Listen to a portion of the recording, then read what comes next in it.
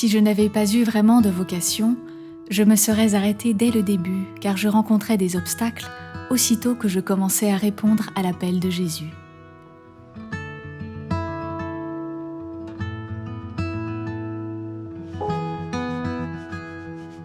Chercher sa vocation, ce n'est pas toujours facile, et il n'y a pas que Sainte Thérèse qui pourrait le dire.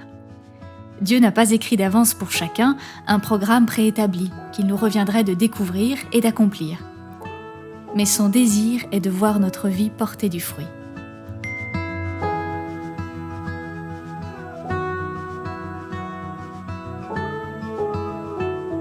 Alors, pour chercher, et surtout trouver, la manière féconde dont tu peux accomplir cette vie unique qui t'est confiée par Dieu, il y a des attitudes, des moyens à privilégier.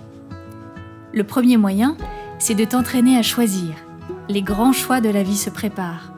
Et chaque jour, des petits choix peuvent nous exercer. Il y a des personnes qui disent que la liberté, c'est de ne pas choisir ou de se laisser toujours le plus de choix possible. Pourtant, au contraire, nous sommes vraiment libres quand nous posons des choix et que nous apprenons à les assumer, à les relire, à les réorienter s'ils ne sont pas bons.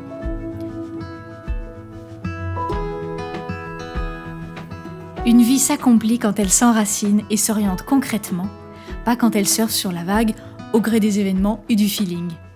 N'aie pas peur de te tromper. Parler de ses choix, relire ses échecs avec un accompagnateur spirituel, cela peut aider à passer de la blessure à une vie nouvelle. Dieu nous permet toujours de grandir en maturité et de vivre des expériences à partir des choix que nous faisons, même si ce ne sont pas les meilleurs. Il est heureux de nous voir inventer peu à peu notre réponse à son amour.